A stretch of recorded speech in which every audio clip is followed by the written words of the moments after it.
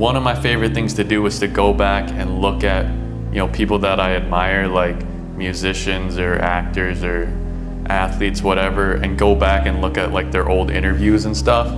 I find it really interesting because you get like the perspective of where they're at that time. When this channel does blow up, I want people to be able to come back and see where I was at this time and like my mindset. I'm even gonna read off the number of subscribers I have. So currently filming this video, I have 1,547 subscribers on YouTube. Failure, loser, and loner are the three words that I would use to describe myself. My first memories were of loneliness. I remember being in kindergarten. I wouldn't talk like at all, like not just shy, but like I literally wouldn't talk to anyone, to any teacher, any adult. I would just point. And that's contrary probably to what a lot of you might think, and contrary to a lot of like YouTubers. A lot of them are like, oh, I was always messing around, I was always outgoing. I was the opposite. I was really shy, really timid. I remember being sad too as a kid, just sad. Like, it was not like a normal like tantrum, like sadness. Like when I had to go to school the next day, I would literally like sit in my room and just like weep. And like very, very, very like super sad about like leaving my stuffed animals that were like my best friends. I don't know, I just remember that. High school was a hard time for me. I was really insecure. I was really unsure of myself. I had a bunch of like identity crises and stuff. I got bullied pretty bad, and like, I mean, kids, you know, they kind of butchered me in high school. Like everything about me, like what I looked like. I was pretty skinny. I had like glasses. I'm like half Korean. I don't know why that was a big like discussion of all the kids, like, but yeah, they pretty much just called me like every name that you can think of, and I never stood up for myself ever. I don't know. I was still like pretty scared. I remember just like hiding like behind my locker and using it as the door as like a shield when they would say stuff to me in the halls. Yeah, like they would do anything to me physically, anything. Like I would, like,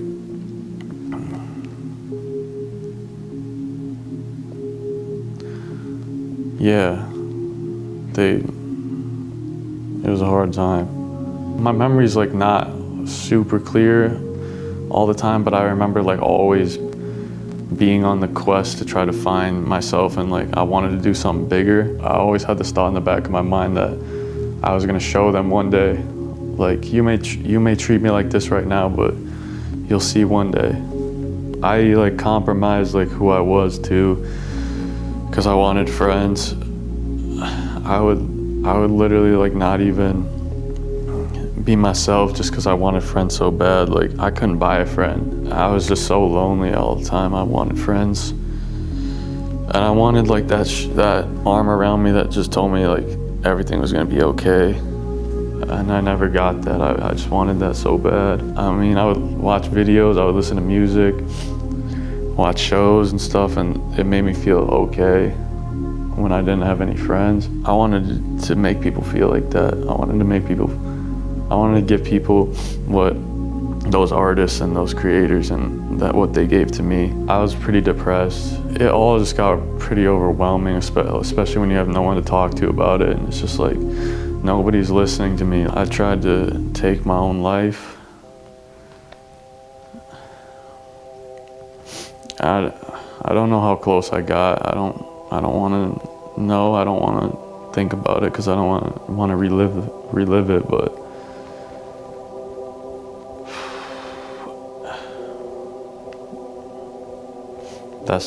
that's the way I felt. I remember always wanting to do something creative, something that I could express myself. And towards the end of high school, I thought it was going to be music. Naively, when I was around 17, led me to the idea that I could do something in music. Not only was that just a failure, the whole thing quite literally ended up with the cops being in my living room at 9 in the morning. I mean, I obviously became the laughing stock of everybody that knew me. This is the first time I'm even saying this stuff publicly. I didn't do it in a good way. I did it in a way where I was trying to get even with people. I was trying to settle scores because I had so much anger and hatred inside of me for what they did to me. I don't know, I was just angry. I was angry and I was looking for a way to express myself because I'm not a good talker. I'm not a good talker, as you can tell, but for some reason, when I'm writing or when the microphone comes on or when the camera comes on, that's when I can say what's on my mind. Music obviously didn't work out, and I went to college. It was weird when I got to college. I was like, man, I shouldn't be here. I felt so out of place. I felt like I hadn't done the proper growing up yet, because I was still from those past 2 years, it was just all anger. It was literally all anger. It was all cutting people off, cutting people out of my life. I didn't know how to make friends when I got to college. I worked these jobs during the summer and stuff. I would always get fired. I would always lose my job. It was just I kept failing at those. And I would go home and be like, why'd you lose your job again? Maybe I'm a bad worker, I don't know. It was just, I couldn't get engaged in anything I was doing. I hated the work so much. I never wanted to be there, and I wanted a way out. And I went to college and felt super, super alone at college, super alone. I remember after one semester being put on academic probation, and it was just man, another failure. I was like, I can't stop failing at stuff, because I obviously failed at the music. Now I'm about to fail college. I was like, why can't I do anything right? I need to pass college to get a job. But I couldn't do it. I needed something else to do. I needed something to get me out of there, because I was failing at everything. I remember sitting in my room one night. I was just on YouTube, and I saw a video, and I was like, man, I could do that. Something I always did throughout my life was I always tried to make people laugh.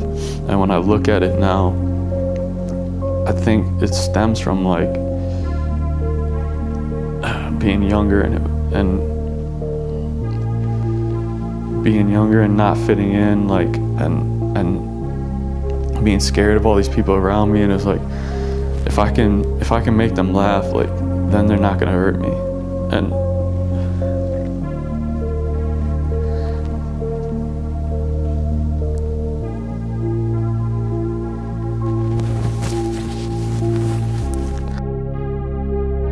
so I saw that video and I decided I could do something like that. And I basically called up my buddies and just asked them, do you wanna go film this tomorrow? I came up with this idea in my head. And the first YouTube video I ever filmed, I literally have never felt that way before. I was like, this is exactly what I'm gonna do with my life. So we filmed the video, we started the channel, and I needed a name for the channel. I didn't want it to be my name because I didn't really like myself. So I came up with the name Loaf. I wanted it to be a name that was representative of how I was feeling in the moment and the time. So I came up with the name Loaf, L-O-F-E, and it means loser of fucking everything.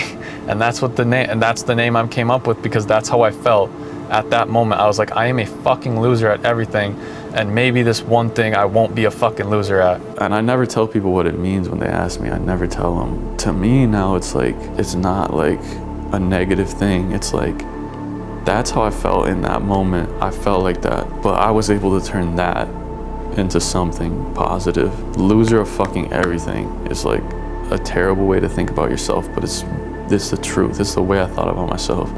And I was able to turn that such a negative into something positive. So the channel was started. I got out of college. I decided YouTube is the only thing I'm gonna focus on. This is the only thing I care about. And I was gonna go hard on YouTube. And for a while, it was just terrible. Nothing was happening. I would be embarrassed when people would ask me what I did for what I was doing for a living. People, my parents, my relatives, my friends, people in my life, they would ask me what are you doing?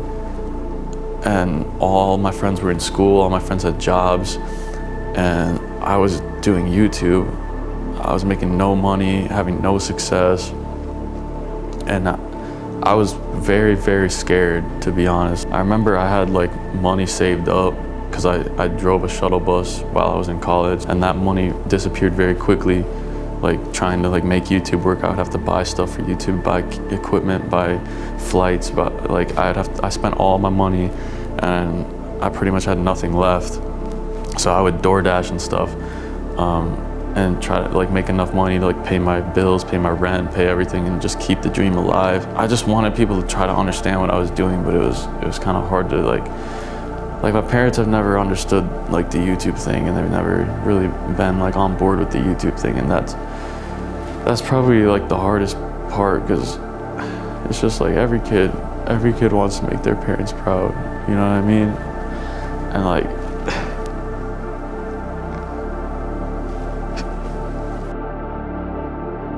I just want them to understand like all I'm trying to do is just what I love to do, and like I'm trying to like encourage people to like chase their dreams and do what they love. It's never trying to do anything bad. I'm just doing what I love to do. I remember I would go out, I would deliver food all day, make enough money like to pay for my shit, and then just film like whenever we could, because I mean Dan still had a full-time job too. Like I wasn't making any money, I couldn't afford to pay him. I remember we put out merch and sold one shirt, and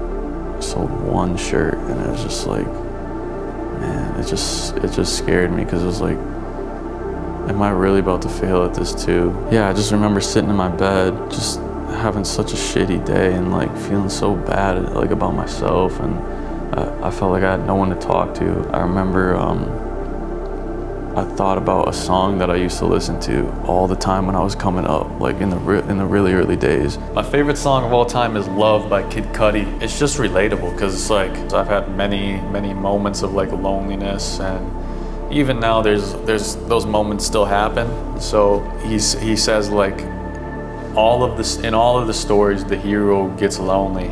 And that's like very true to me, because it's like if you're gonna go after something worthwhile, you're gonna get lonely while you're doing it.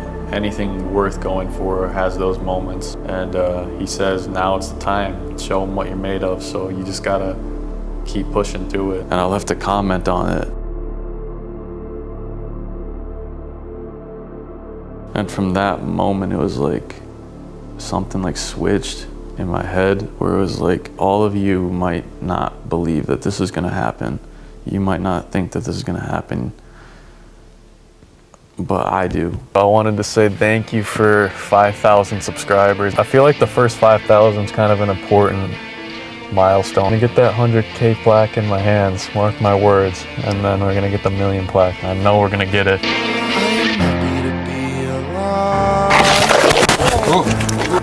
I know I could not be in a place so filled with lies. Can't stand the quiet nights while I fill up my glass of pride. Hopeful is all I know, how to keep me from silent cry.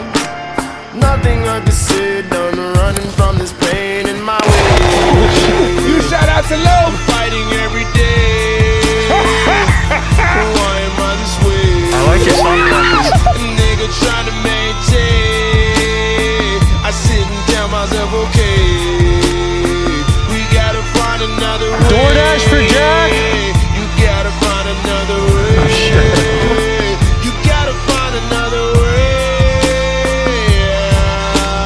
Don't be so down, come on, young homie. You'll be okay, you'll find all of the stories, the hero gets lonely. Now is the time to show what you're made of.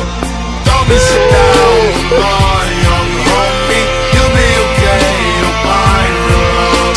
All of the stories, the hero gets lonely. Now is the time to show what you're made of.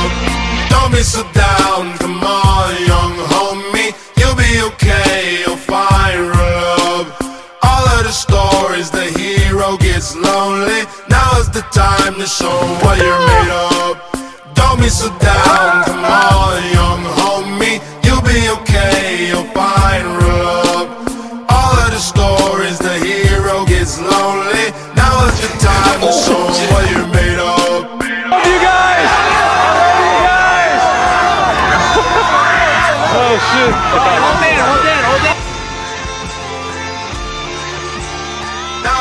time to show what you're made of.